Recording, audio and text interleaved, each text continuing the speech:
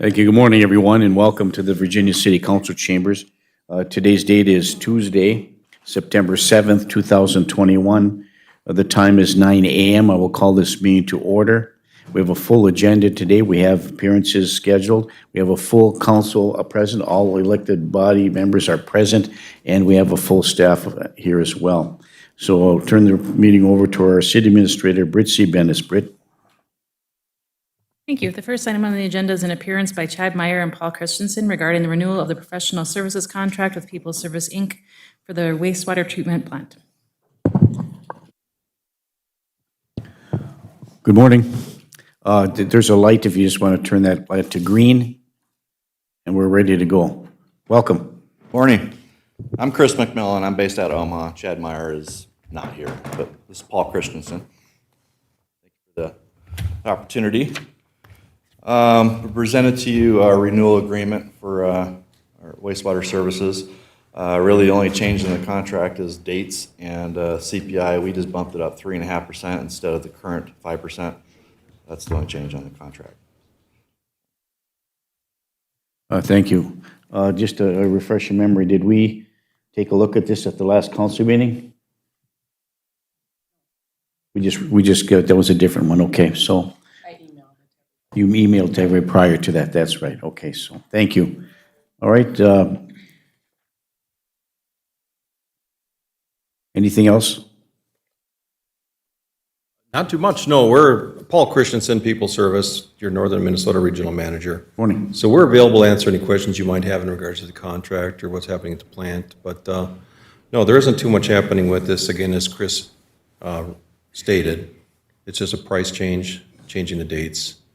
In the future, the contract will be going up by this, as it was now, it was a CPI. This year, it's over 5%. We brought that back down to 3.5 for this renewal. However, in the future, we've put in the contract, it'll be CPI plus 1%. Okay, thank you. That's the only changes in the contract. All their scope of service remains exactly the same. Okay, thank you. I know a few years back when we were renegotiating the contract, there was a conversation, we had an extensive conversation about CPIs related to a percentage increase. And CPA could be a benefit or not a benefit to the city depending upon the ebb and flow of that particular process. And then I thought we had some conversation about, excuse me, I'm sorry. I thought we had some conversation about not using the CPI. I know there's one counselor who's no longer serving here. It indicated that he would prefer that, but I thought we changed that to meet the similar increases based upon an AFSCME contract. Maybe am I mistaken, Britt? Correct. Okay, thank you. Councilor Johnson. Thank you, Mayor. As I shared a while ago, and I'll bring this up again, after we had the UMD tour of their treatment facility, their mini treatment facility, I was able to take a tour of the entire facility from where the water comes in to the water goes out, and got to learn some amazing stuff about processing of solid waste.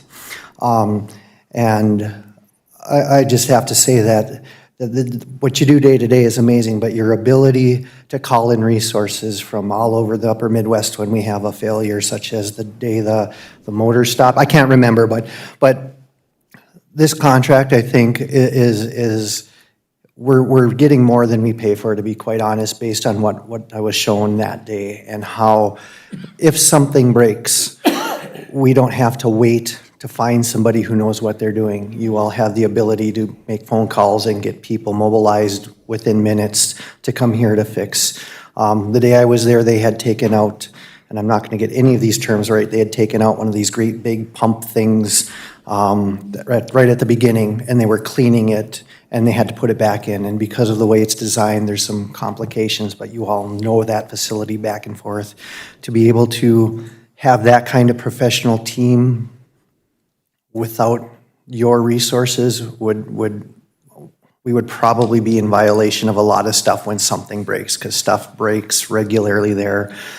So to put everybody's mind at ease, this is definitely worth the investment for the city, just for the backup, just in case, if there's a major rain event or if equipment breaks, these folks have the ability to get it, start fixing it immediately without having to go through troubleshooting. I mean, that's going on all the time. There's regular maintenance done. They've got a maintenance schedule so that things last longer. And it's just unfortunate that sometimes things break. So I will make a motion that we accept the contract as it's proposed. Thank you. I'm going to support that, Mayor. A motion by Counselor Johnson, support by Counselor Bearable, to approve the contract for the wastewater treatment plant as proposed. Is there any further discussion? I have some as well. First, Counselor Freely, then Counselor Paulson. A question, with the research being done there with the sulfide reduction, is there a potential for eventual cost savings to the city? Or could it actually increase costs because of what they need to accomplish? In the event that they change the sulfate standard or begin to enforce a standard that's already on the books, that will result in additional costs for the city that'll be incurred. But we won't know what those costs will be until we can find out exactly what limits are going to place, on your particular permit and how we're going to meet those limits. So that's down the road a ways. The first, more pressing is going to be is our phosphorus, which is coming up next year. We'll be starting some construction work on that, so. Counselor Paulson? Thank you, Mayor. Just a quick question within the contract. In our previous contracts, has it been the People's Service State of Minnesota, or have you always been a Nebraska corporation? We have always been a Nebraska Okay. corporation. Okay, so that was just a clarification in the contract. Thank you. Thank you. Counselor Bearable? Yeah, I've been around as long as I believe, Paul, that you guys have been a contract service for us, and I am very, very pleased with what happens, and I have only seen, I don't remember seeing any violations through the state. It's always been good numbers. I don't recall any violations at all through the procedures, and the reports that you send out are always good reports, so I'm pleased with all those reports that you send to us. I look at them, so I know with all the chemistry background, with my pharmacy background, what some of that stuff means. So I'm wholeheartedly in favor of your contract. Thank you. Thank you, Counselor. Thank you, Counselor Bearable. My only question to the contract is, and then I'll reiterate, that I don't like the consumer price index adjustments.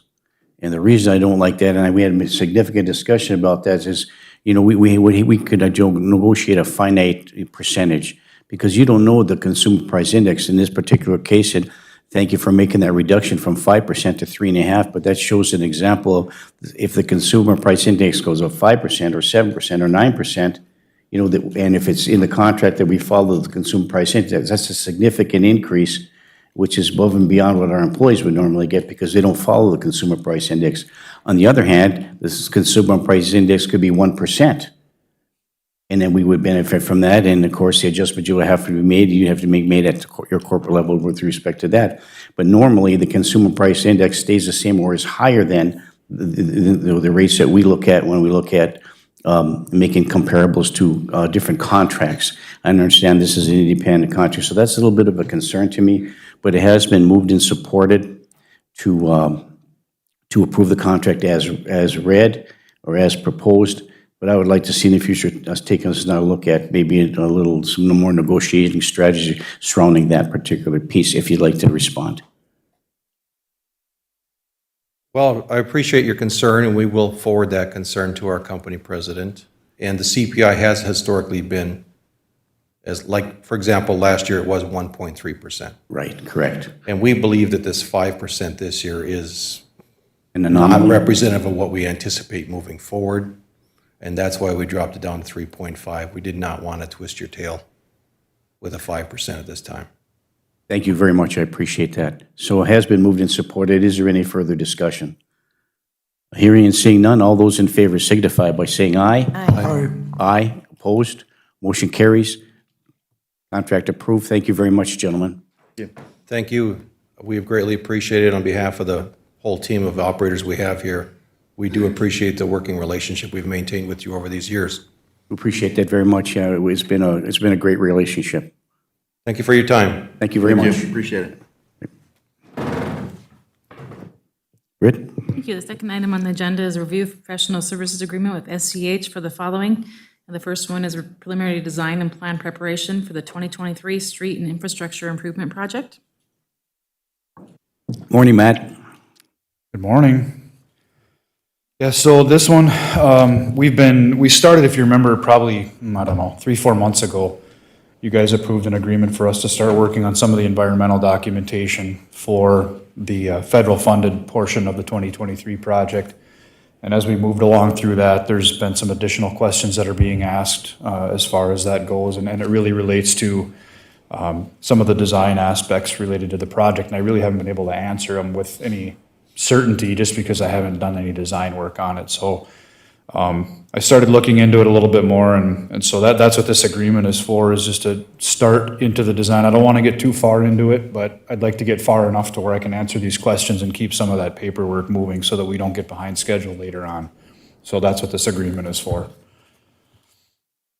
Okay, thank you. And part of this agreement is it's imperative that the information that you provide based upon this agreement, the investigations you do, the statistical data that you provide is going to be helpful as we move forward with our federal funding request, particularly through our local representatives, our state and local, and our federal representatives particularly. And I'll give you the example, Congressman Stauber, who has sent us a packet of information. The more information we have with respect to this, the more opportunities, the more information they have at the federal level to look if this federal funding earmarks are going to be approved. So thank you. Councilor Johnson. Thank you, Mayor. On this one, it says a lump sum of $24,000. Does that mean there aren't the added travel and all those other costs on this one? Okay, thank you. Okay, thank you, Councilor Johnson. Anyone else? Councilor Baraboo. If we approve this, it'll give the city a heads up and a step up on the federal funding that some of these other cities may not have, because we've got the other work done for these street projects that were put together over the next couple of years beyond this year. Am I correct on that, Matt? Yeah. So our chances of getting some of this federal funding, that money is hard to get. We haven't had any federal funding since way back to, before 2007. I don't remember any before that, because money kind of dried up.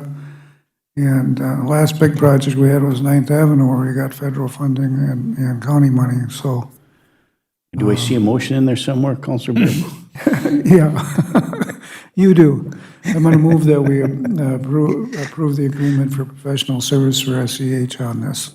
Support. Moved by Councilor Baraboo and supported by Councilor Paulson to enter an agreement for the preliminary design and planning preparation for the 2023 street and infrastructure improvement project with SCH. Is there any further discussion? Hearing and seeing none, all those in favor signify by saying aye. Aye. Aye. Opposed? Motion carries. The second item that Matt is requesting is the professional services agreement for design plans and specifications for the Silver Lake Trail Project Phase 2, which is being funded by LCCMR and a really tiny portion by the Virginia Community Lakes and Beautification Fund. Thank you, Matt. Anything else to add? Nope, not unless anybody has any questions. That map was very helpful in the packet, looking at how we're moving forward. It's very exciting to see both trail projects really moving to the point where we're going to be having, I think we're going to be nationally recognized. There's a request for that in the future. So, Councilor Paulson. Thank you, Mayor. We just received an email from our lobbyist, Jarek and Associates, regarding the LCCMR. And Matt, do you work with Jarek at all in terms of communicating where they're at? I have not. Britt's been doing most of that communication, then her and I have been working directly. Okay. And then could you guys maybe go over what is in that? That email was a little, it wasn't confusing. I just didn't know where they were at in the stage. yeah. Yeah, so if you That's could our- explain that. Silver Lake Phase 3, which connects to the MEC, or the ITMEC, I'm sorry, the Iron Trail Memorials and Events Center. We're hoping to redo the trail that runs along the creek by Pine Mill Court, and that will tie along to the Silver Lake Trail along 9th Avenue. So we had met with Gethsemane Lutheran Church and asked them, could we create a wider sidewalk trail kind of system that'll connect to the Iron Trail Motors bike trail and a trailhead along the parking lot of the Iron Trail Motors Event Center near the Food Forest at the Pine Mill Court, and connect to the trailhead at the Silver Lake Trail, which will then ultimately connect to Mesabi Trail, Bailey's Lake Trail, downtown, creating ultimately a trail system. And we were notified by the city of Wabac, actually, that for the Phase 3 trail system, which is in the fiscal year 2022 LCCMR projects, that all cities were being cut 30%. All colleges were getting fully funded. All cities were being cut 30%. And then everybody that wasn't a city or a college was getting cut 50 to 60%. So then when Wabac called me and said, well, do you want to call your lobbyist? We're calling ours. I said, well, yes, I do want to call our lobbyist. So ultimately, I called their, SEH's lobbyist also. I called our lobbyist, and Okay, so, and that's for Phase 3. Phase 3. And what we're discussing here is Phase Phase 2. 2, correct. And then was there LCCMR funding for that Phase 2? Phase 2 has been funded. Okay, thank you for funded. that clarification, appreciate it. Thank you. And just a little follow-up on Phase 3 moving forward. I'll let Councilor Bearable, Vice Mayor, will be probably running the council meeting next Tuesday, 14th. I'll be down at the Republican caucus meeting prior to the legislative being brought forth. And I'll be going with some of our local representatives. Hopefully will be there. Our lobbyists will be there, and I'll be there, and we'll be discussing that specific issue about the LCCMR funding to ensure that we have some adequate funding available for that. And we'll be discussing a 30% cut as well, whether it's going to be something that we're going to be able to move beyond that or not. But thank you for pointing that out, Councilor Paulson. Okay, thank you. Looking for a motion.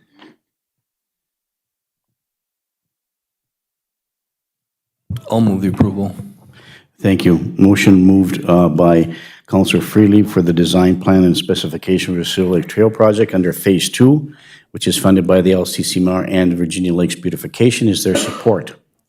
A support by Councilor Beyondich. Is there any further discussion?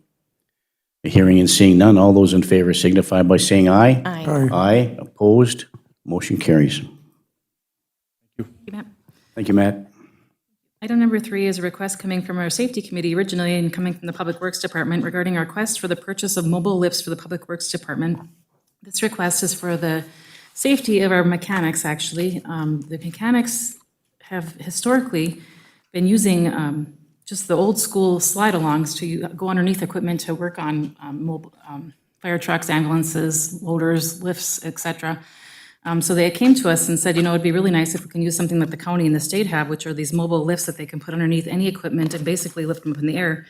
And they are so handy that they can lift up our ambulances into the air so that our mechanics don't have to slide underneath them. They can lift them up and walk underneath so that our mechanics aren't lying on their back trying to work on these machines. They're able to work up rather than underneath.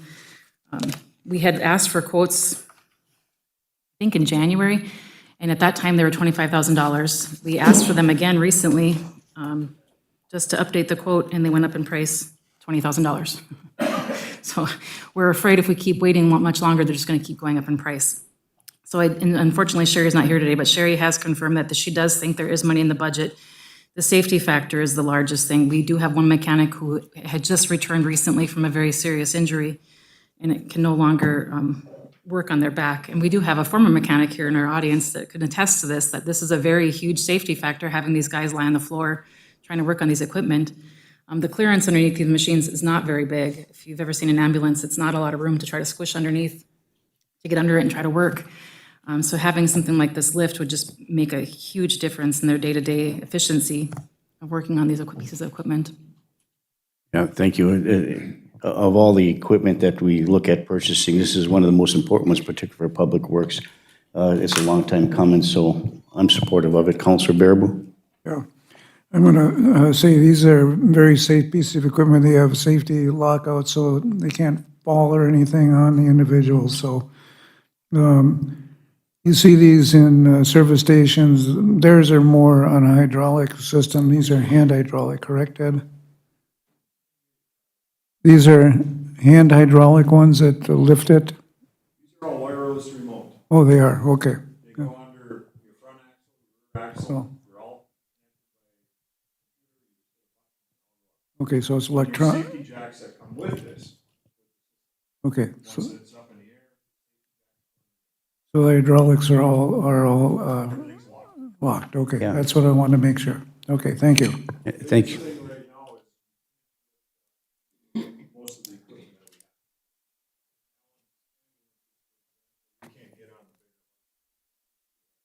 Okay.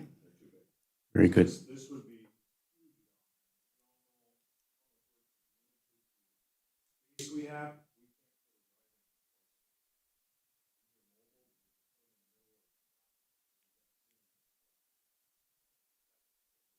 Yeah, thank you, Ed. And outlined in our packet was an explanation of that, showing how that works. And one of my good friends has one of those in his garage that he does on the side. He's got those very same things down the mitter, and they work slick. So if he can have them in his private garage, we should have them in our public works as well. So looking for, thank you, Ed, very much. Looking for a motion? So moved. Moved by Counselor Johnson, supported by Counselor Beyondich. Further discussion, Counselor Johnson. What's the arrival time on these? 30 days. Awesome, thank you. Thank you very much. Moved and supported. Further discussion. One point. Counselor Paulson. Before I may, this is state bid price. State bid. I'm sorry. This is state bid price. State bid price. Okay, very good. Thank you. Counselor Paulson. Thank you, Mayor. When Sherry had mentioned, is there money in the budget, or does she have to find, excuse me, find and allocate money? She did say she would find and allocate money out of the equipment from them. There was some things we hadn't purchased this year, and getting close, being that we're in September, she didn't think we were going to purchase, so that Okay. she thought that there was So safe there to should be stay enough. Okay, enough funds. thank you. Yeah, thank you. Counselor Paulson, moved and supported. Is there any further discussion? Hearing and seeing none. All those in favor signify by saying aye. Aye. Aye, opposed. Motion carries. Thank you. Thank you. The next item is the request to approve the CGMC 2022 dues and voluntary assessment for the Environmental Action Fund. So moved. Moved by Counselor Johnson, supported by Counselor Freelieb. Is there any further discussion? Hearing and seeing none. All those in favor signify by saying aye. Aye. Aye, opposed. Motion carries. Next item on the agenda is a request to reappoint team leaders. Team leaders are to serve for 2 years, so our two team leaders that were appointed in 2019 were, terms were up. They reappointed again, Eric Moe and Tom Hord. Excuse me. Okay, thank you. Thank you. Looking for council action for approval. I'll move that approval for discussion. Moved by Counselor Freely. Is there support? Support for discussion. Support by Counselor Johnson for discussion. Further discussion, first Counselor Freely. I would just ask, Ed, are you comfortable with those that will be appointed? All right, thank you. Thank you. Thank you, Counselor Freely. Counselor Johnson? Was going to be my question, thank you. Okay, very good. Okay, it's been moved and supported to appoint the two team leaders. Is there any further discussion? Hearing and seeing none, all those in favor signify by saying aye. Aye. Aye, opposed, motion carries. Next item on the agenda is a request to review the agreement for the interim Public Works Director, and this is coming from the special meeting last week. Thank you. We have that before us, this contract that we requested be put together for today's meeting. Britt put this together, our city administrator, with review by our city attorney, Brian Lindsay. And there's a couple of little additions, like he said, what he said, belt and suspender language to clarify about benefits, not you receiving the benefits and those kind of things. But overall, Brian, I'll refer to you as, this is a contract agreement that's acceptable with a few minor changes. That's correct, Mayor.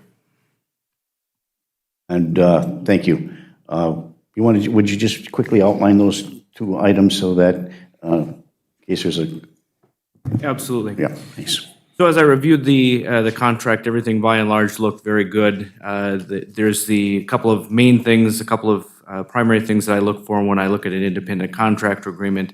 Number one is the independent contractor language, which this document contains. The second thing that I look for is it's like an amplification or just a restatement to that, but a clarification. I always look for some language that indicates because of the nature of the relationship as independent contractor, the city is not going to be paying any benefits, and that the individual who's acting as a contractor is responsible for paying all of their federal and state taxes, their insurance and the like. And with the addition of those couple of statements, I think that this contract is in fine form. Thank you, Brian. And Britt, thank you for putting this together in such a timely and compact manner. So looking for council action, questions, concerns, comments as we look forward and review the contract. Councilor Freely, but then over to Councilor Bearable. I was ready to go ahead and move the agreement for the interim Public Works Director, and also thank Ed for his willingness to return to us when we need that kind of leadership. Thank you. Thank you. It's been moved by Councilor Freely to approve the contract. Is there support? I was going to support, Mayor, with the Okay, addition, to support. make sure the caveats are put in there that the attorney has mentioned. They're not actually in this written one yet. So it's been moved by Councilor Freely, supported by Councilor Bearable, and now Councilor Bearable are looking for the, with the codicil that these item items will be added in the contract, and that's in your motion as well? That would be fine. Okay, so it's been moved and supported. Is there any further discussion? Councilor Beyondich. Britt, I just have a question. For the preferred education and experience, when we posted that job before, was that preferred education experience valid Class A commercial driver's license? Was that on the application? As a preferred or as a, that you needed it?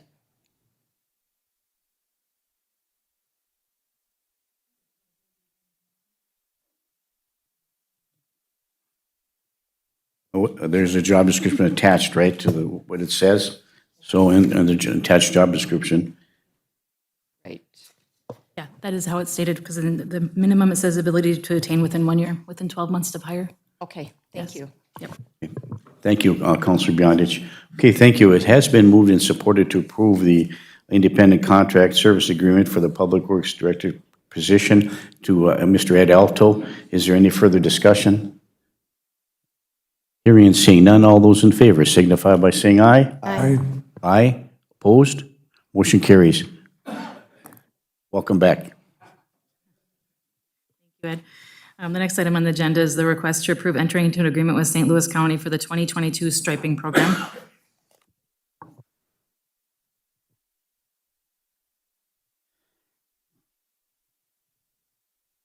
We do this on an annual basis. We do this on an annual basis. Thank you.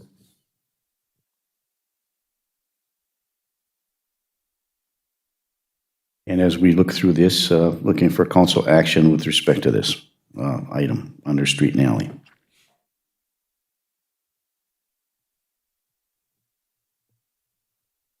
Mayor, also move that we enter into the contract with St. Louis County for the striping, and I see there's a couple other things attached to it that we do. Is that correct, Brett? This one's just the maintenance striping for the yellow and white lines. Okay, So what this just- happens is the county solicits other cities to do one large bid throughout the Okay. county, and then they find a contractor and get us the best price that they can. Whoever they had this year was phenomenal and did a really, really good job. Yeah, it was really nice this year. They did a really good job. Yeah, yeah. So it's been moved by Councilor Bearable. Is there support? Support. Support by Councilor Johnson. So it has been moved and supported to approve and entering into an agreement with St. Louis County for the 2022 striping program. Is there any further discussion? Hearing and seeing none, all those in favor signify by saying aye. Aye. Aye. Opposed? Motion carries. Next item on the agenda is a review of the lease with Virginia Amateur Hockey Association for the Iron Trail Motors Event Center. I would ask Brian Silber, thank you, our Park Rec Director. This is a rather lengthy contract. Well, I read it 4 or 5 times, but I didn't see anything that was of concern. Brian, good morning. Good morning. As you are aware, any of our leases now have to go through the state for approval because we received the $12 million of state bonding funding. This is almost identical to the lease that we signed with Vaha last year, except for the fact that at the very beginning, we are now doing hourly rates rather than a lump sum. This gives Vaha the ability to schedule differently, rather than there's different rates for open ice time, game ice time, practice ice time, and tournament ice time. It's based on, what I did was I looked at their 1920 season, because I threw this past year of COVID out the window because that was unlike anything we've done in the past. And I broke it down so that this rate schedule would match what they did in the 2019-20 season. I then did the same increase, which was about a 3% increase, to come up with the rental rates that we have for the hourly rate. My intention would be every year moving forward to raise each of these rates by $1. Thank you. Counselor Paulson. Thank you, Mayor. Brian, I don't have the document in front of me with Isaac Sports Group's recommendation, but how much in alignment are we? That's number one question. And then number two, for the Hippodrome and maybe the Hoyt Lakes Arena, what are their ice fees and are we competitive? When Vaha came before us, they had stated they expected to pay more, but I just want to understand that baseline of where we're at. And then again, where Isaac Sports Group had wanted us to be at. Isaac Sports Group wanted us to double Vaha's rental rate. I refused to do that, because if we double their rate, they have to pass that fee on to mom and dad, and that will eliminate a lot of the kids in the area from being able to afford to play hockey. The more kids that we get involved in our youth sports, the better potential adults they become long-term. So that's why I'm proposing a gentle increase. As far as rental rates of other arenas, I know Evelyn at the Hippodrome is completely different. The city basically underwrites all of that because their hockey programs run through their park and rec department. I do not know what Hoyt Lakes rates are. I do know down in the cities, most ice arenas don't cut youth hockey quite as much of a deal, so they are paying significantly more than this. Okay, and then thank you for that. And then in terms of where we're at commitment-wise with ice time from Vaha, was there a specific commitment made? I don't know that I saw that in any of the language here. It's just basically per hour usage, whether it's tournament or practice. Correct. Do we have some type of a commitment that? They want just about all the ice that they can get. Everybody wants all the ice that they can get. We're not going to have empty ice except for during the daytime, and we are looking at doing a members open time and selling memberships during the daytime. Also working with a homeschool group to utilize some of that during the school day ice time. Okay, thank you, Brian, appreciate that.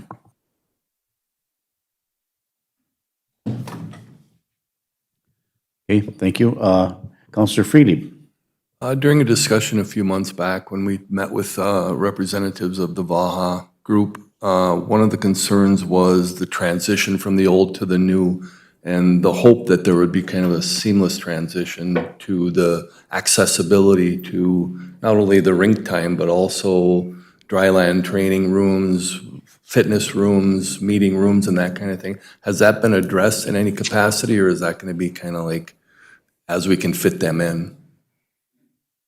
With the dryland training room, there's a lot in that question there. With the dryland training room and everything, we have the ability to schedule them, and we're not charging them for that. For the meeting rooms, typically, whenever they have a meeting, we have comped them those rooms, so that's not in here. It'll probably be the boardroom that we have them meeting in, and all their meetings are in the evening time. Shouldn't be a conflict there. If we can't get them into a boardroom, we have multiple other rooms or buildings throughout town that we'd be able to accommodate having one of their board meetings or player development meeting or something like that in there. Okay, and they are still deemed a primary user group, so to speak?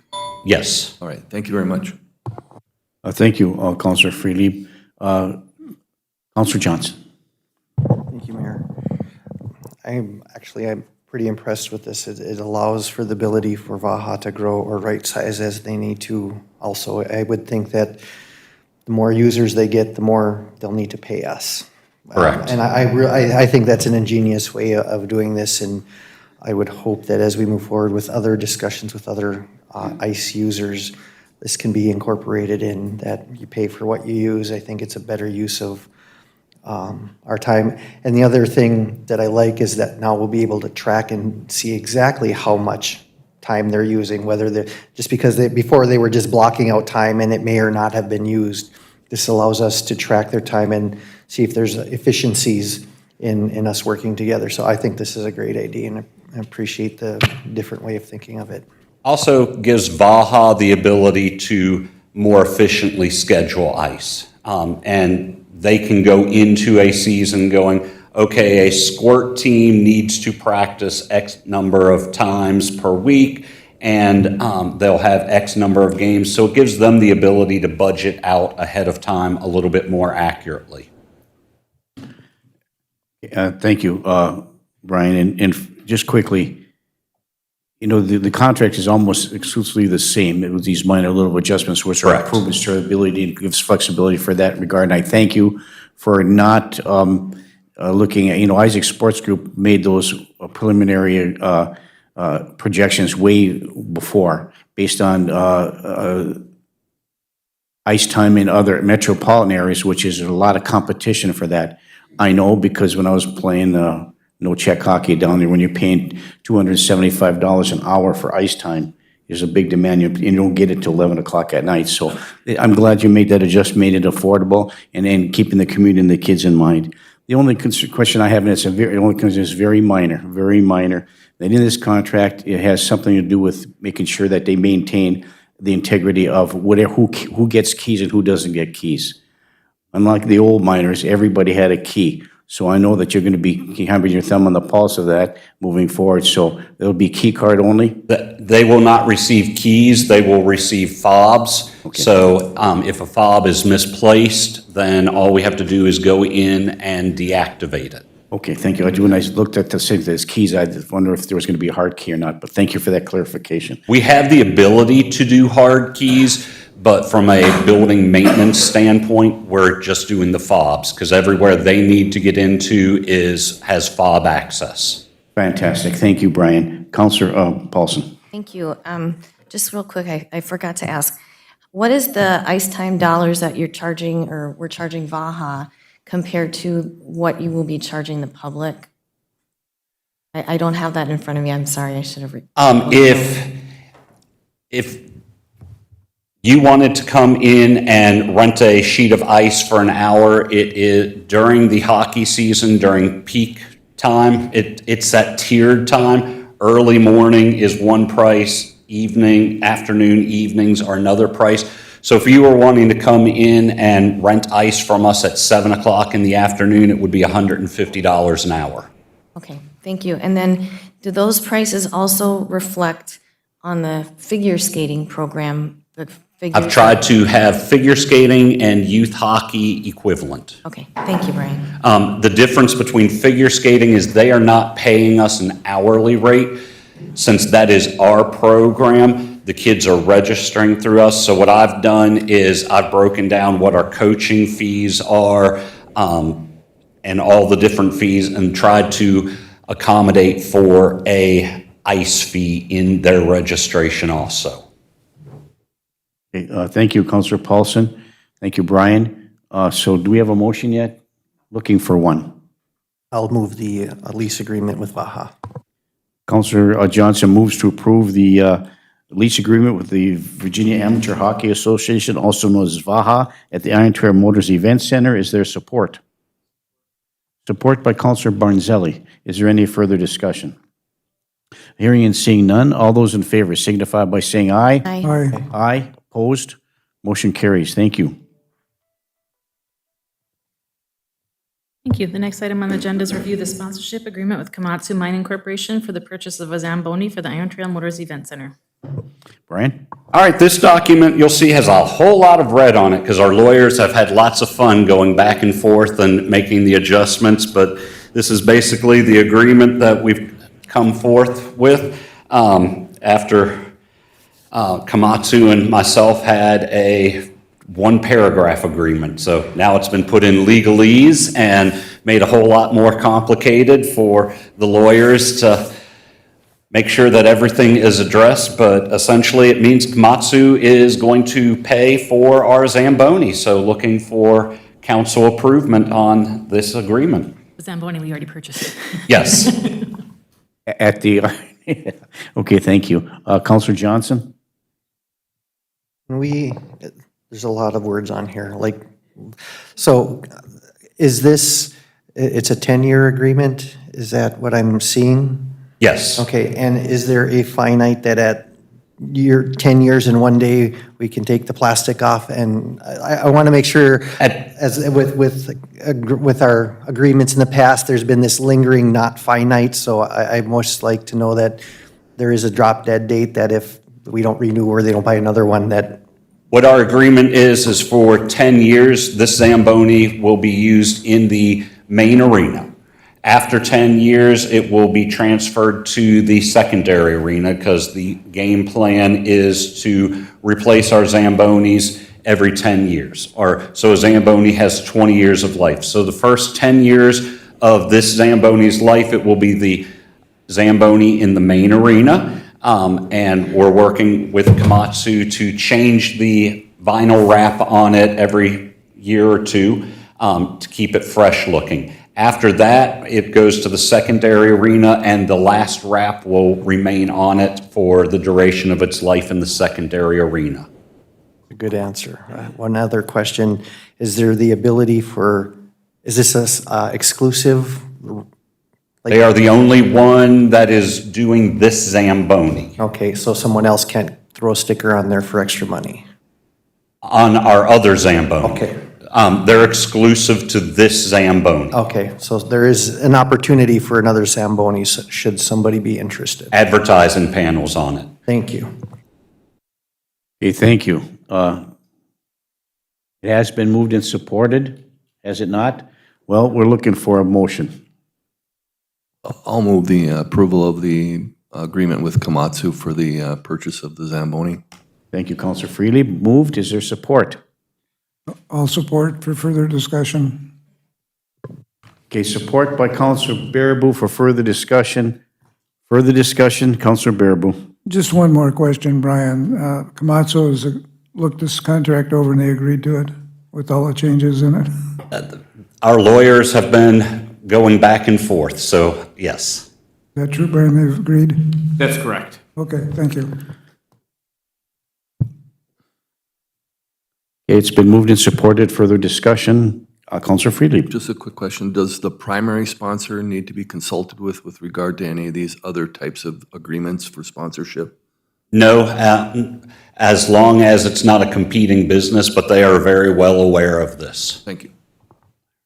Okay, thank you. Counselor Freely, it has been moved and supported. Thank you, Komatsu, for this generous donation, and this contract is moved and supported. So is there any further discussion? Hearing and seeing none, all those in favor signify by saying aye. Aye. Aye, opposed? Motion carries. Thank you. Thank you. The next item on the agenda is item number 10, review the agreement, temporary use license agreement with Rockstep Virginia LLC for space at Uptown, Virginia for the Virginia Police Department Community Outreach Center. So moved. Moved by Counselor Freely. Is there support? Support by Counselor Johnson for Space 12, I think is where it is in the mall. Is there any further discussion? Counselor Johnson. Thank you, Mayor. I attended my son's orientation last week, and the ERAT school is temporary housed there, and heard from at least 3 different staff how wonderful it is having that resource right there in the mall. They mentioned both our officer and the range mental health by staff that the ability to work with our kid, those kids that attend, and school hasn't even started yet. So that Rock Step is willing to do this. I would even ask that maybe we can send them a little thank you note too as well for being such a great community support in this endeavor. Okay, thank you, Councilor Johnson. In addition to that, as I serve on the Arrangement Health Board as well, there's some discussion about trying to enter into some type of agreement between the City of Virginia, the Police Department, and Arrangement Health, and trying to secure a crisis vehicle so that the police officers can use this vehicle as well instead of a marked unit as they move on their quest for a collaborative when they respond to a situation. So we look forward to maybe a call with respect to asking for some assistance in applying for a grant as a collaborative. So thank you. Do we have a motion? Been moved and supported? Okay, thank you. Is there any further discussion?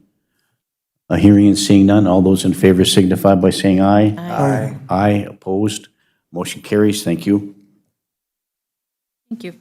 Item number 11 is a request from the St. Louis County regarding the proposed sale of the lot at 730 11th Street North. And the reason that they're requesting this is an unbuildable lot according to city standards. And so they're just kind of giving us a heads up that this lot is going to be sold at auction. Okay, no action to be taken? Then, unless we feel we need to take any action on it. Okay. Well, does any counselor feel that we need to take any action in that regard at this point? Okay, Counselor Paulson. Thank you. Can I move just to receive and file? Thank you. Counselor Johnson, Counselor Paulson moves to receive and file the notice by St. Louis County regarding 730 11th Street North, supported by Counselor Johnson. Further discussion? Hearing and seeing none, all those in favor signify by saying aye. Aye. Aye, opposed? Motion carries. Item number 12 is the request to review the quotes for lease of fitness equipment for the Iron Trail Motors Event Center from Precor. All right, if you will turn with me to page 93 of your packet, you'll see several quotes. I'll try to simplify this down. The process that Chad from the YMCA and I went through in looking at equipment for the fitness aspect of the facility was we had a fitness expert come in and make recommendations to us. Then we also sat down and had meetings with the high school hockey team and our youth hockey team presenting what equipment we were proposing to go into these areas and if there was any equipment that we were forgetting or didn't want. Remember, we have 3 fitness rooms. We have the, what I call the dry land fitness room, or it is the athletic fitness room, the athletic weight room. That's where I envision your hardcore fitness junkies are going to be grunting and lifting weights and preparing for athletic competitions. Our second weight room that we have is the weight room that people chuckle at when I say it is our judgment-free weight room. It is more the weight room that I'm going to go to get rid of my beer belly. Then the third room that we have is the dance and aerobics room. So now you will see there are 2 separate quotes in here. The first quote on page 93 is for all of the equipment utilizing the YMCA's purchasing power with Precor.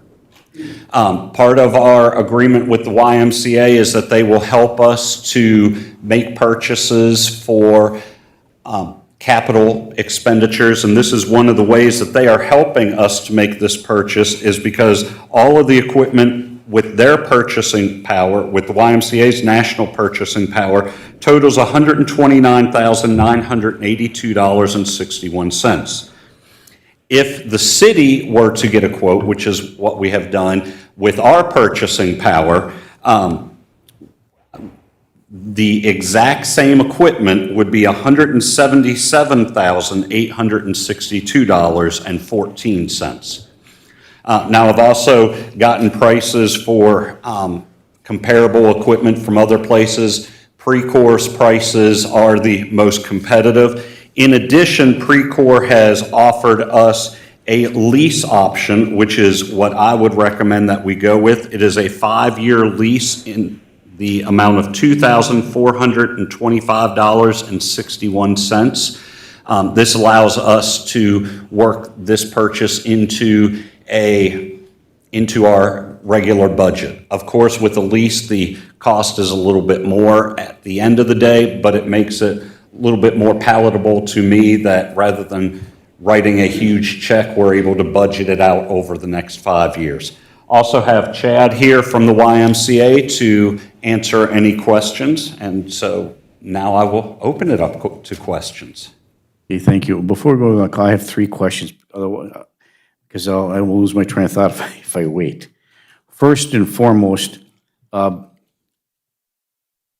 as a past experience, putting fitness programs together for police officers, we use the Precor brand of equipment, top of the line, very well respected, durable. I mean, the whole deal. I like the choice for Precor in that regard. But the question I have is that the cost of the purchase of the equipment, plus the lease, plus what we're paying for the management of that facility, do we have a total cost of what, do you have it happen, just like a roundabout figure at this point in time? If we were go to this lease, pay the $129,000 and change for the equipment, how would, and then, so what would be? Okay. Thank you, please. Thank you. It's not we pay the $129,000 and a lease. It's either we pay $129,000 or we do the lease. So, thank you for that clarification, Brian. So the lease is $5,000. $2,000 It's $2,500 a year, or a month? month. Yes, $2,500 a month? Okay. Correct. And it's a 5-year lease? correct. So the math is, how much 150,000 per year? Total. for 5. 5 years? 150, okay, 150, thank you very much, Councilor Paulson. So $150,000, I would prefer the lease option, obviously, because then, you know, if there's any maintenance has to be done or any replacement, because I know you have to track the number of hours used by a stair climber, which I didn't see in here, and a treadmill, and so you know the hours of work. When that particular piece of equipment is over the hours, and with the lease agreement, they'll replace those. Is that correct? We have the option to purchase the equipment, or they come and get it, and we enter into a new lease at the end of the 5 years for new equipment. Okay, Now, who upstates the equipment then between that 5-year period? oh, they make, Right, they do? Yeah. Thank you, Brian. so, and for your treadmills, your Stairmasters, the things with moving parts and electronics, more than likely at the end of the 5 years, we're going to want to swap those out, depending on our usage. But for the things such as the free weights and everything, free weights have a much longer life expectancy than the 5 years, so we end up doing the purchase at the end of the agreement for those items. And I think we looked at, when I was doing the way back when, we did Parabody or Precor. So I think the choice for Precor is really a top-of-the-line, long-lasting company. It's been in business for many, many years. So my last question is that so I'm looking at what if we did the lease option plus what we're paying for the management fee for that, what is that total cost for us approximately? So we're paying YMCA about, was it $20,000 a year, 20-some thousand dollars a year? You add the $150,000 over the course of time, so it's whatever that is per month. So you think that we're going to be able to handle that in the overall scheme of the budget? Believe so, yes, sir. Thank you, thank you. Councilor Paulson. Thank you, Mayor. Okay, so I've got several questions. The first one, when we originally sat down with Vaha, there was discussion that Vaha had their own separate budget to actually bring equipment into that dry land training. Whatever happened to that conversation? have not gone back to ask them to chip in at this point, but I intend to do that, present them the equipment that's coming, and ask them if they would be willing to help sponsor. So is this going to be a crossover then, that dryland area where the general public will be able to utilize that? General public is able to utilize all three of the rooms. Our agreement that we have with Vaha is that we'll be able to schedule the rooms. In addition, say, Matt's son's back here, he is of the correct age that he can work out by himself, so an older child. So they would essentially have a swipe card that they'd be able to get in there during the hockey season to work out. However, a younger child, such as a mini mite or a mite, that needs the supervision, they would not have free rein access into that. It would just be during a practice when it is scheduled. Other than when the room is scheduled, it is open to the general public. So Councilor Friedlib could show up at 1 o'clock in the afternoon if he wanted to shoot some pucks in the dry land room.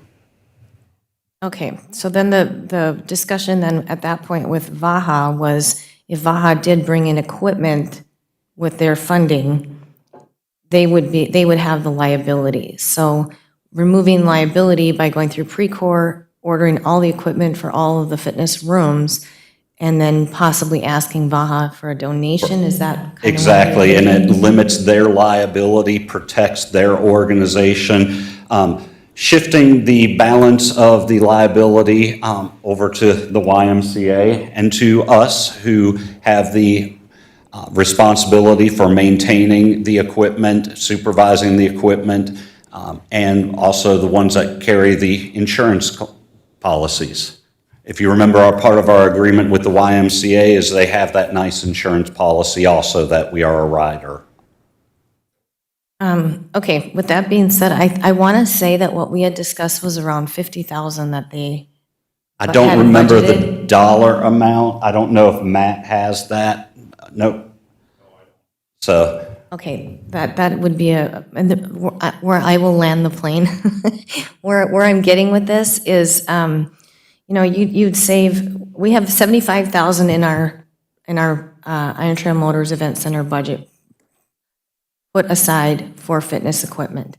So in order to save, instead of paying 150 over a 5-year period, to pay 122, and potentially ask Vaha to put those dollar amounts in, if that, what I'm getting at is, we would meet that budget then at that point, without having to do a lease and paying all that additional, that's another $30,000 over 5 years. And there's really no value, because at the end, they either pick up the equipment, or we have to enter into a new lease agreement with the new equipment. So the city really isn't receiving a benefit of that equipment unless it's kept after 5 years and it's not being paid for, because then we wouldn't be paying for it. more than likely, though, a lot of these treadmills and everything, after 5 years, we're going to need to be replacing. So a lease option is super attractive for those type items. But you're not getting a credit for them to pick up the equipment after 5 years. More than likely, there is a resale value, so kind of like trading in a used car.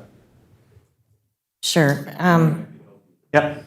Come on, Chad. And while he's coming up, if I may just, Please. when I was doing these, we did a lease agreement as well as instead of purchasing, because during the course of that lease, when you're running on a treadmill and your track is only good for so many hours, and so after 8 months, you're way over the hours, those track have to be replaced. In the lease option, they replace that track. If you own it, we have to replace it ourselves. That's our cost. And do they replace it in that lease language? Right. Chad, could you Last point, follow up with Councilor Paulson? Yeah, Chad Bugert, CEO to Masabi Y. With the lease option, there's a couple of extra benefits to it. One, you can buy out as early as you want. There's no penalties for early payoffs, so if all of a sudden somewhere down the road you generate donations, funds, or other places to add money to that, you can pay it right down on it. Two, at the end of the lease, you have a dollar buyout with macro lease, which is why the YMCA's all across the country use macro lease as opposed to Jules and a handful of other ones that will even entertain fitness equipment. You have a $1 buyout, so you own the equipment at the end of that 5 years completely.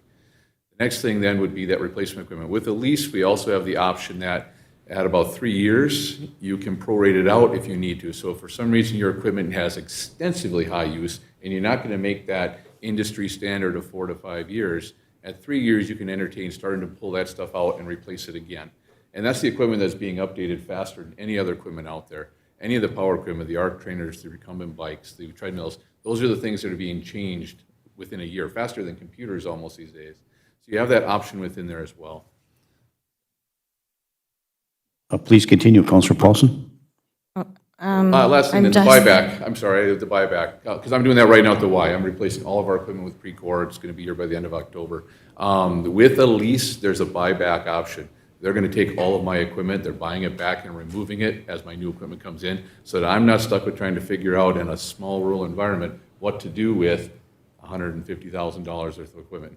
You're not going to garage sale it up here. It's not going to happen. So there's an option that's already built into that lease so that you can get rid of that equipment when you replace it very easily. And then is there something in our packet showing that buyout and that lease? I guess I'm looking at the replacement structural frame 7 years, treadmill drive 5 years, that's a motor, 5 years. But I'm not seeing anywhere in this language about a buyout. Maybe I missed Don't it. see it in this one, but we can easily make sure that that's printed in there. I do know that exists, so it's in all of my contracts that I do with them. Okay, I think before we can move forward, we need to know what that is. You Or- need that language. We're entering into a legal agreement. We need to understand what we're You entering can have into. that added in by the time this gets to the council meeting for next week, if it's approved here today. And then I would also suggest in your documentation that Precor, they do have some at Iron Trail Motors Event Center. The one, I guess the previous one said the MEC. So I just want to clarify that they're doing the Iron Trail Motors Event Center. And that's all I had to ask and have answered. Thank you. Thank you, Councillor Paulson. When I read through the documents, and maybe I missed it, is there a stair climber in there? Or not? You just don't call them stair climbers anymore. I remember stair climbers. I'm not talking about, Oh, it's I'm talking vertical. about the vertical. Verticals, Okay, so- except they're actually arced now instead of straight lines, Okay, the like arc you and I ones. remember. So quick question then, is that a dependent system or an independent system with respect to the joints? You know, as you your stair stepper, is it dependent where you have to push down and the other comes up, and then you push down, the other comes, or is it independent where as you push down, it automatically comes up to reduce the The thing strength? is, you have the option now. You do have the option now. Yes, this equipment is so cutting edge and new, it's amazing what's changed, even from the equipment I had at the Y, which is 2014. By 2017, it's night and day difference, and Yeah, now and we're going into even stuff that's in the 2020s. And I have one in my home, and that's why I asked, because it's an independent system. So thank you. Councillor Paulson? I'm sorry, I did have one other question. Sure.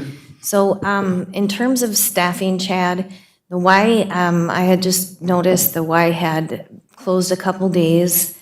And what is your forecast for being able to make sure we can properly staff or adequately staff during the times that the fitness center is open to the public? Sure, I'm very optimistic. Yes, we hit the same issues that every other business around here is facing in the last couple of weeks. We are fully staffed this week, and we're fully staffed moving forward. We have more staff coming on board that are interviewing and training this week. Specifically, 2 of them that are aligned and have actually applied with us to work at. Okay, so you're taking steps to make sure that we do have adequate staffing to run the facility? We've only run into hurdles for about 2.5 weeks on a few days. Okay, thank you, Chad. Yes, thank you, Councillor Paulson. Thank you, Chad. Okay, so any other questions, comments? Councillor Beyondich? Thank you. Just a quick question. When we're talking about the lease for the equipment with moving parts, is there a way to break this down where anything that is not, that we can just purchase outright and not have in that lease agreement, or is it the whole package? Never entertained that before, but I would suspect it would be something we'd have to ask Mac Release if we can break it down. You can lease whatever you want. So if you want to break it down and lease it, and then we go to Precor and just buy it, you can do that for sure. If you want to go through the lease corporation and split it into two different bills, I was just curious about the cost, the price difference, if a lot of the weights and the things that are just stationary. I mean, the prices would be the same, that I can tell you. Yes. We were as the lowest pricing possible for all of this equipment. So if you wanted to line item in that quote out, the power equipment and make that a lump sum bill of some type, the rest from Precor in a different way. Precor is not going to care how the money gets there.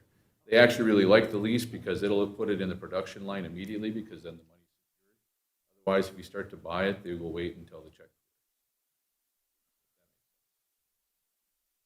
It does. It was just a thought that I had No, looking yeah, over no, the it is, list. but it wouldn't change any of the prices you see on the quote. Right. Okay, thank you.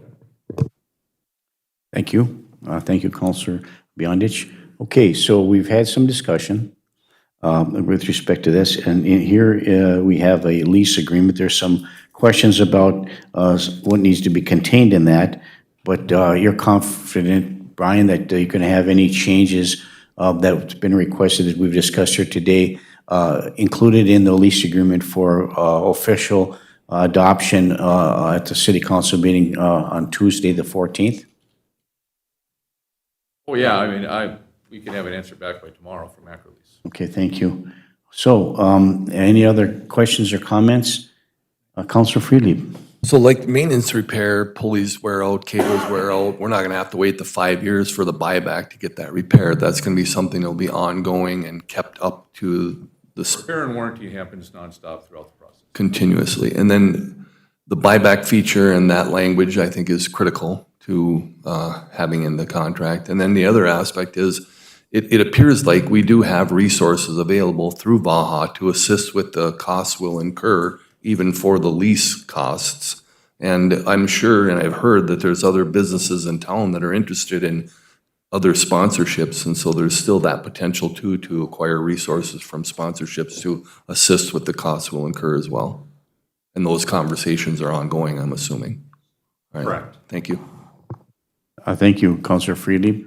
Okay, Councilor Johnson. Thank you, Mayor. I'll make a motion that we accept the contract with this clarifications mentioned by Councilor Paulson to be presented before the Tuesday meeting.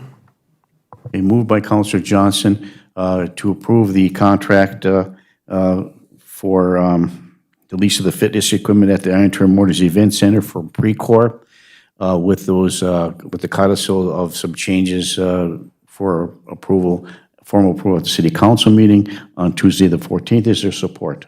Support by Councilor Freely. Is there any further discussion? Hearing and seeing none, all those in favor signify by saying aye. Aye. Aye. Aye, opposed? Motion carries. Thank you. Thank you, Chad. Thank you, Brian. Thank you. Next item on the agenda is number 13, review the quote for Symphony Express Points of Sale System from North Country Business Products for the Iron Trail Motor Event Center. First, I'd like to thank Alyssa from the Sawmill for getting us hooked up with North Country Business Products for this point-of-sale system. It is a very nice point-of-sale system, and from what I understand, it is a very affordable point-of-sale system. If you remember back a few years ago at the golf course, the city purchased a point-of-sale system for more than this dollar amount, and we had point of sale at the bar, or two in the restaurant and one in the golf course. This point of sale system is giving us 4 permanent locations, 2 in each concession stand, and then 3 portable units, each of them with cash registers and the touch screen receipts will be printed out. It is also very nice that it gives us the ability that with their card or their fob, Park and Rec staff will be able to go and sign in and have access to only the food menu, not being able to sell any alcohol. And Sawmill staff, when they are using the point of sale system, their cards give them access to only the liquor side of things. This also gives us the ability to accurately track sales and everything from not only the food side of things, but also the alcohol side of things, so that there's full transparency between the city and the sawmill as we move forward.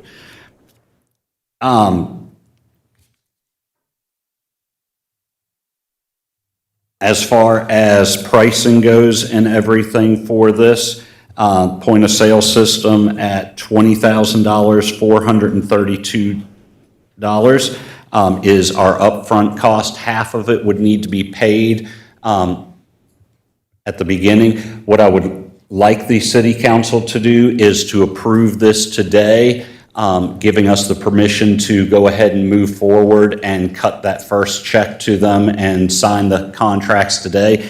That way we are able to have the point of sale system up and running in the facility for grand opening. Okay, thank you. One quick question for you, Brian. Yes. These portable point of sale systems, one of my friends runs a pretty big restaurant, and they have these portable point of sales as well. His concern initially when he switched over, the question was that these portable, and so you'll take them to the portable bar in the convention center, and you'll have maybe 2 portable bars there, and you'll have the portable point of sale systems there. And just like as a golf course, when you have to swipe, you have this portal thing, you have to swipe the card if they're, and then it takes a while. I mean, it's a cumbersome process. Does this portable point of sale system, is this more efficient than what that little handheld? This isn't the little handheld portable one. When we say portable, we may mean that it is wireless. It actually still comes with a cash register drawer and everything.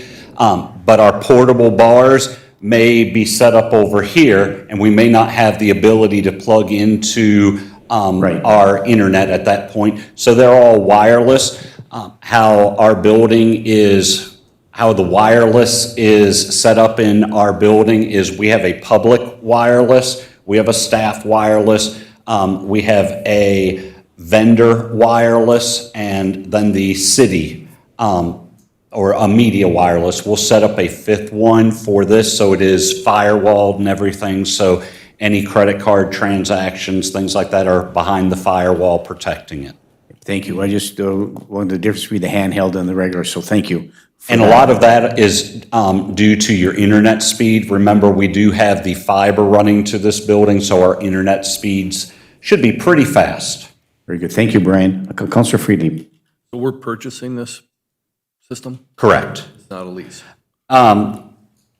We're purchasing the equipment, and then we have the monthly maintenance, or not maintenance, well, maintenance and, Technical assistance yes. will be available to us. Oh, yes. So anytime, say we want to add porchetta sandwiches for this event and it's not built into the system, we have their sales team, or not their sales team, their tech team that is able to help us update that. And the anticipated obsolescence of this type of system would be 5 years, 10 years, or when we'll have to upgrade it? Do we know that yet? I have not looked into that. With how technology continues to advance, it's kind of like a computer. We'll use it as long as we can. And it's what we need right now. Actually, this exceeds what our needs are right now, so it gives us a lot of room to grow into. All right, I would move the approval of this point of sale system. Okay, thank you. The point of sale system for the Iron Trail Motors Event Center, moved by Councilor Friedlieb. And can we have that so that we can proceed immediately? Yes. All right. Thank you, Brian. It's been moved by Councilor Friedlieb. Is there support? Support for discussion. Support by Councilor Johnson for discussion. Further discussion, Councilor Johnson. Thank you. Brian, is this for food only, or can this be used for ticket sales and other such? We wouldn't want to use this system for, say, a Night Ranger and a Starship type show where you have more reserved seats. But as far as general admission goes, we would be able to do that on there. I do intend to use this system also for our open bump and skate time. so that people do have the ability to pay for their public skating or bumper car usage via credit card. And that's kind of what I was thinking, that this eliminates paper tickets at the windows and stuff. Okay. And then my other question, I guess, is a technical question. Because this is a committee of the whole meeting, can we approve it now and then put it on the agenda for the 11:30 special council meeting? So it would be, because that would be, I would ask that we amend the motion to put it on the 11:30 special council meeting so that it can be moved forward today. Okay, is that? Agreed. Okay, the amendment, it's been moved and the amendment approved by Councilor Freedy, who made the original motion, and support by Councilor Johnson. Is there any further discussion? Councilor Paulson. Thank you, Mayor. Brian, I'm just going back to, this is an old budget for the Iron Trail Motors Event Center, but originally we had budgeted $50,000 for our point of sales. Yes. So then this falls underneath that, so This does. That's a good thing. At this point, after approving this, and with everything else that we have purchased as far as the photographs, the jerseys, the framing, the carpet extractor, the vacuums and everything, after this is approved, our FF&E budget is now down to about $41,000.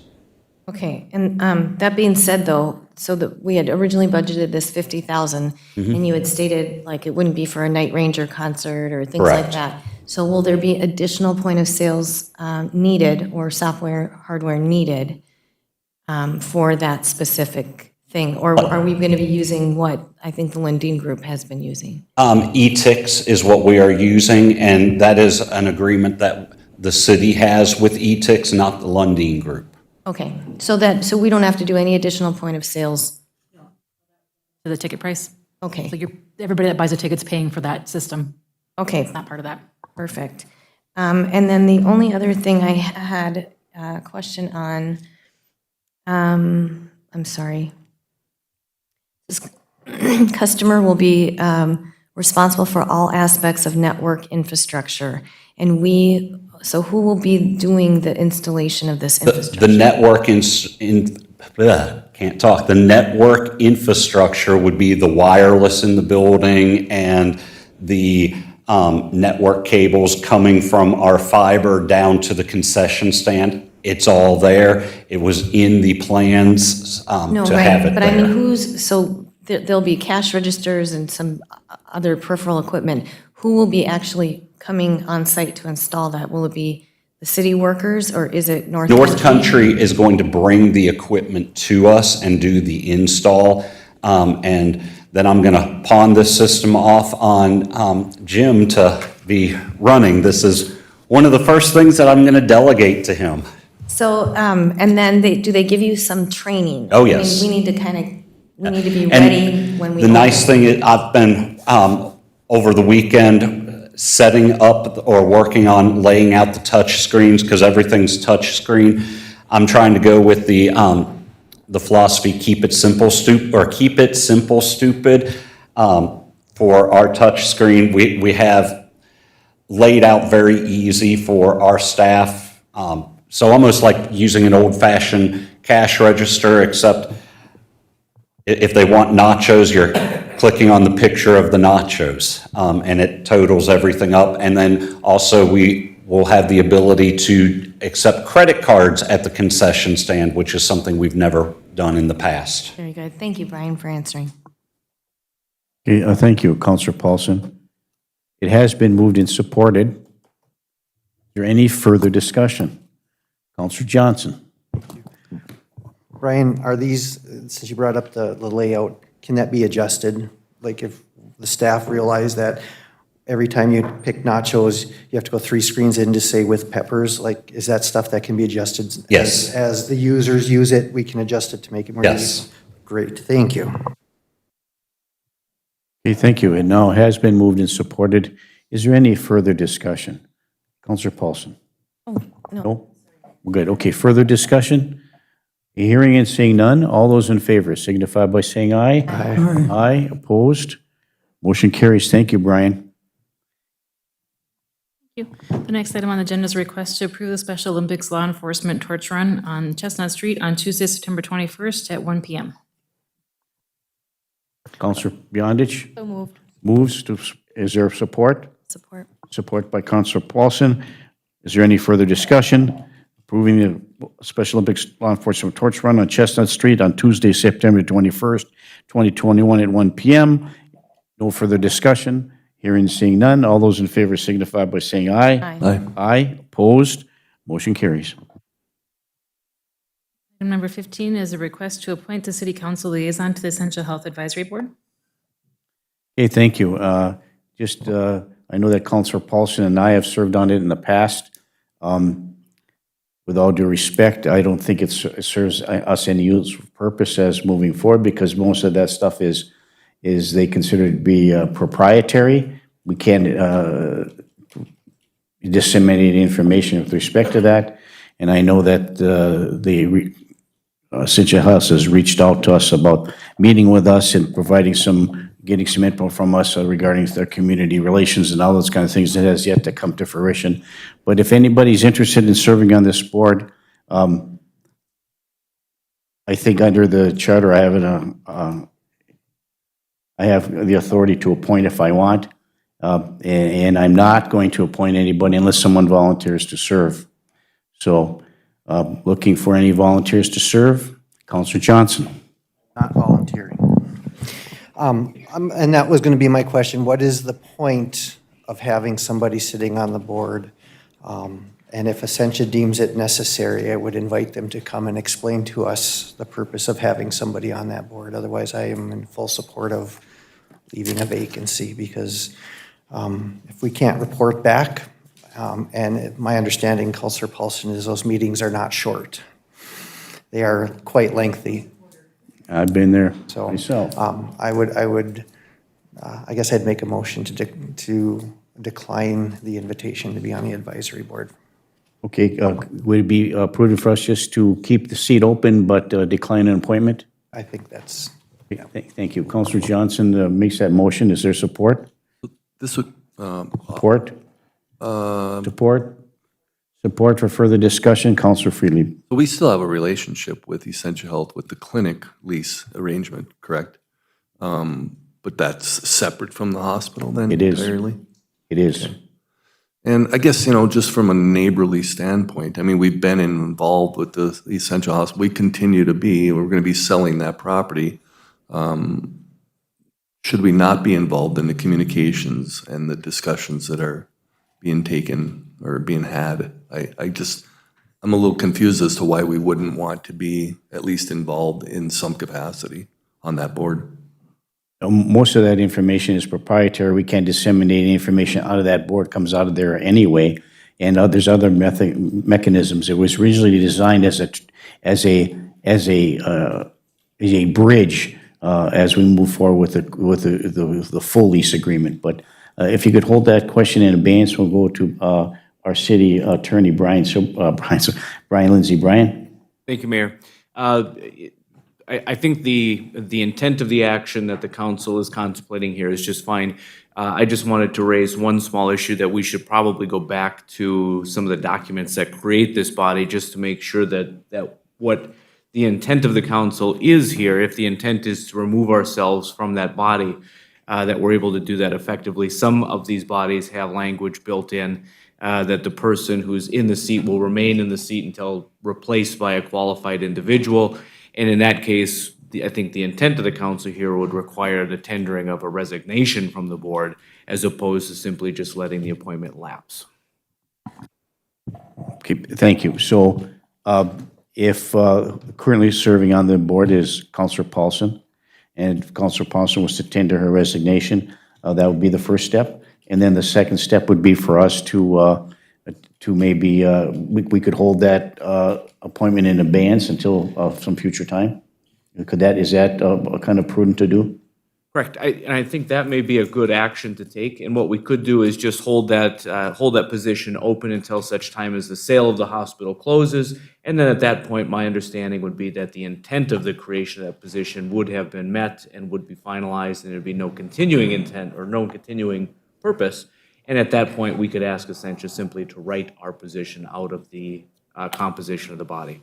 Okay, so as we move forward, should Counselor Paulson choose to resign and accept the resignation, so the appointment comes from usually the mayor, but in this particular case, yeah. So that would be in the event that happens, the first step, and the second step is to make sure we make by letter to it. Would we write the letter, or would be the resignee write the letter? We would write the letter including that council, if the event, Add, yeah, Mayor? please do, okay. go I ahead. already formally resigned, and our city administrator sent Essentia a formal resignation. Well, there you have it. Well, Thank you. forget what I just said. Yep. So the next step would be for us to, Correct. So at this point, the legal status of it is that there's just an open position waiting for your appointment, and you can either make that appointment or not. And if you don't make the appointment, theoretically, that position should just remain open on their board until such time as an appointment is made. okay, thank you. So then the action that I would take as the mayor, and I will I am not going to appoint anybody to this position. We'll leave the position open unless we have a volunteer to fill it. So then I would ask right now, is there anyone that would like to volunteer to sit on the Essentia board? Please do so at this time. You know, I would be interested in that volunteer position if I was clear on what the point of being on there was. And it appears as though there is none because it's proprietary information. So we're sitting there without the ability to really disseminate or convey or discuss anything that we've heard when we're sitting there. That's correct. Are there any other entities not dissimilar to the municipality that is sitting on that board that has similar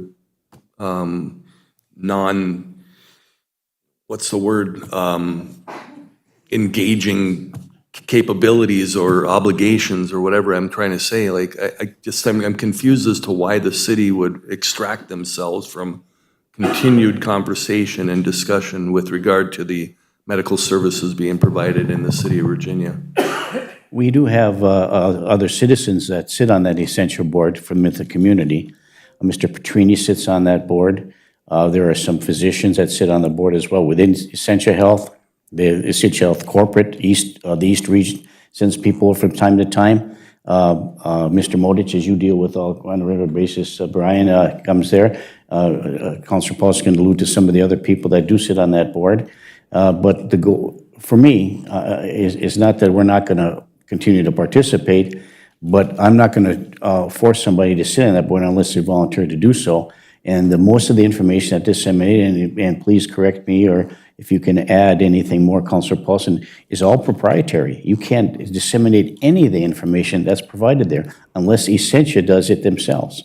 Do the voices that are on that board have the opportunity to guide the discussion and/or to convey interests of the municipality with regard to the potential that Essentia is trying to accomplish within the city? I mean, the intent is that they're going to build a new hospital. It would be good to have some voice on there to hear out what that's going to be, what services we provided, or the experience of people having been there is that our voices are not necessary. That's what I'm gaining, is that we've been there and it hasn't really proved beneficial to the city to have been a part of that. Well, we don't In have part because we even did not continue the lease for that matter.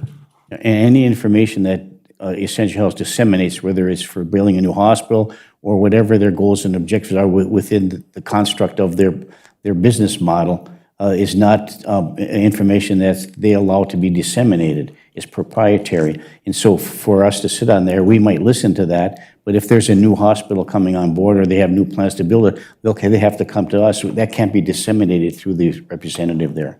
I'm not saying that I don't get any information out of it. I think when I served on, I did, and I think Councilor Paulson as well, but you can't take it anywhere. You can't keep it within yourself, so. Right. Councilor Bearable. There are some exceptions to that, Mayor. If we bring something to that board, such as going on with that helipad and stuff, that we've brought, we can bring information back from that, and Brian's been doing that, correct, Brian? Yeah, we do that through our city attorney. So there are advantage is to have somebody there, and we can discuss that portion only, because we've brought it to them. And if they come back with something to us, we can discuss that. So there's some advantage to having a representative still there until they buy us out, because that board's probably going to disappear at that time anyway, the whole board. Well, when that goes away, the lease goes away, all this board advisory Yeah, goes away, all of it goes away. right? And there's going to be people that are turning out here now pretty quick on that board also. And I think that's the goal. We're looking at the potential resolution of the helipad issue. Looks like we're making progress in that regard. And once that's done, that obstacle can be overcome, and we can move forward with the sale, and then the lease goes away and everything else goes away, and we're done. So by keeping this position open, unless somebody wants to volunteer for it, I think it's prudent for us to do based on the advice of council and what our goal and objective is. So, Councilor Johnson. I won't sugarcoat it, and I'll rip the Band-Aid off, Counselor Friedli. You're just there to be a figurehead, is my understanding of it. They don't necessarily listen to input.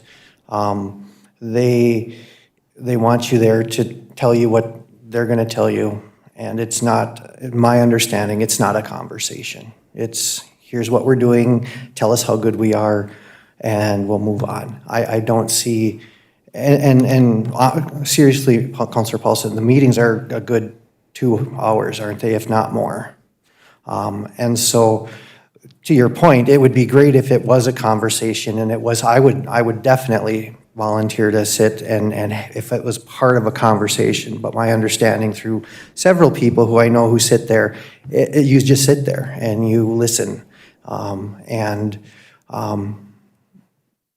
being on the city council as a member, I would think they would expect answers from us about things that maybe we can't give, or we don't know as councilors that they should be addressing with the attorneys or the city staff. So, you know, and to the point of there is no lease. They're living there rent-free for over a year. So I would question that if there's no lease and there's no legal connection other than they're buying the building from us, to the point of the attorney, what is our obligation as a city? So, again, I guess I will remove my because it's not an invitation, I would withdraw my motion and just let it sit. Okay, thank you.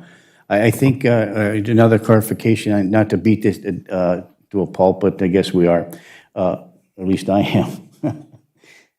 You know, I think when I sat on the board, and with all due respect, I felt I was just giving tacit approval or acquiescing to any decision they make. They say, well, we made this decision, and we have a board, we have a city representative sitting on that board. Well, even though we can't disseminate the information, so it's a one-way communication street for the most part. We give them information, but the information that they give back to us, we can't disseminate through that meeting as a representative anyway. It comes through the other way, either through the city administrator, through our city attorney as well. So I think it's prudent, from my perspective, if council is agreeable, that we just keep the position open. Councilor Paulson has already resigned, as I done previously, and you took it upon yourself to pick up the ball and move forward. And now that there's an open seat, there is no motion. I'm not going to appoint anybody to that position, so I would ask if anybody would like to volunteer to serve. Would anybody like to volunteer to serve? Would anybody like to volunteer to serve? Hearing no volunteers, we'll keep this appointed position open until further notice. Thank you. Thank you. The next item on the agenda is number 16, request for the handicapped parking spot at 1054 3rd Street South. And you know, I'm not really, you know, we get a lot of these requests, but by reading the purpose from the case manager with respect to that, maybe there could be some temporary accommodations for that particular individual. So I look for the council for further information, action, or comments, questions, or motions. Councilor Johnson. Thank you, Mayor. This is in the Pine Mill Court facility, and I pulled up Google Earth and looked at the specific place. In the roundabout, or the alley behind, there's parking for residents. And as we've discussed several times in the past, putting an accessible parking spot in front of this individual's house, one, does not guarantee they will get to use that spot, and two, is only good every other day or every other week, depending on. I'm curious to know if that space to the rear of the building within Pine Mill Court, is that parking, city parking, or is that Pine Mill Court parking? Pine Mill Court parking, so maybe this is a better request that HRA could utilize that space, and maybe the ramp could be built from the rear of the home in, or some, maybe there's a better solution, more permanent than us putting some blue paint on and not being able to guarantee a spot for that individual. And I'll make a motion once, after anybody else has discussion. Sure. Thank you. I think because this is a restricted travel area, it's not a through street where, for the most part, I mean, from my perspective, seeing the dilemma this individual has, to put something temporarily up there, I don't have a problem with myself, that no curb cut is being required in that regard. And so, yes, other people with handicap could probably park there. But what does is prevents any other person who's not handicapped from parking there. It gives it a little bit more accessibility. Is there something to consider, Councillor Bearable? Do you have something? Okay, thank you. Councillor Paulson? Thank you, Mayor. I didn't pull up the Google map, Counselor Johnson, but is it east to west? Okay. Or north to south? It's an east-west, it appears to be the corner apartment building on 3rd Street and 12th Avenue. So when you're coming out, you would come out to go to the Cedars, would be across, as if I look at this right. Okay, and possibly to avoid kind of how we've taken a position in past regarding handicap parking, and anyone can park there. Could we do a drop-off pickup only, since he's being picked up by a transport? Could that be something that could be done in that space, so then tenants wouldn't be parking there, and it would only be specific for drop-off and pickup if there are other people that need or have ADA disabilities that could potentially use that same spot as a pickup drop-off? That's a great idea. Why, thank you. Yeah, it's a great idea. Might I suggest that I Right. contact the HRA manager and ask that question? That might be that's a really good idea. There may be other people in that exact same predicament, that same area, that might benefit from a drop-off, pickoff spot there. It's a busy area. Yeah, it is. So if it's all right with the elected body, do we just direct staff to do that, or do you need that in the form of a motion, Brett? That'd be great. In form of a motion, direct me to talk to HRA staff I'll make that motion to direct staff to reach out to the HRA and have a discussion about possible temporary pickup drop-off designation. Yeah, it'd be basically a loading and unloading zone. Yeah. Moved by Councillor Paulson, supported by Councillor Freely. Is there any further discussion? Hearing and seeing none, all those in favor signify by saying aye. Aye. Aye. Opposed? Motion carries. The next item on the agenda is a request for the city to purchase residential structures and property at 502 South 2nd Avenue. And I did have a telephone conversation a few weeks back, maybe it was a little bit longer, directed the individual to contact our city administrator with respect to this. There are 5 parcels that are there that are abandoned, some along 2nd Avenue and behind as well. Maybe I would refer to, if you have any information, John, about this at all? Thank you, Mayor. Thank you. Council, I do. This all started, this letter and request started from a violation that was issued through our Community Development Permitting and Planning Division regarding blight. And the property has, as the mayor just alluded to, it's got 5 vacant structures on it. 4 of them commercial, 1 of them residential. They're all essentially vacant. There is some things being stored in one of the buildings. I've been in all of them. I've taken a look. And since we submitted the violation, which I believe it was in July. I've since been there, and the parents are, nobody's living there. The daughter got her husband and her friends, and they all went to the property, and they worked really hard to clean it up. And they took out truckloads of brush and trees and mowed, and, it does look significantly better. The fact still remains is, the buildings are in poor condition. I do not have a plan as of yet. I do not have a redevelopment plan for that site put together. I do not have a developer or a buyer or anything for that site at this point. Barring any questions you might have, I guess what I'm looking for the council at this point is to receive and file the letter at this point. The cost to remove the three structures, I have a rough estimate of $300,000. So, because we're looking at asbestos and hazardous materials and demolition costs and everything, it'd be fairly extensive. I guess at this point, I would recommend a motion to receive and file. Thank you. Thank you, John. Coast looking for council information, action, questions, comments, motions. Councilor Beyondich. I'll make a motion to receive and file. Councilor Beyondich makes a motion to receive and file the request of the city to purchase a residential structure and lots located at 502 South 2nd Avenue. Is there support? Support by Councilor Paulson. Is there any further discussion? Councilor Johnson. You, Mayor, I'm trying to look up and see where they are on taxes and that kind of thing. I feel like this might be one of those things that we let nature take its course. And I mean, there's a nice square on that corner and part of it's already zoned business, and the right business could probably get some support from multiple entities to relocate there. So I'm in agreement with receive and file. Okay, thank you. A motion and support to receive and file. Is there any further discussion?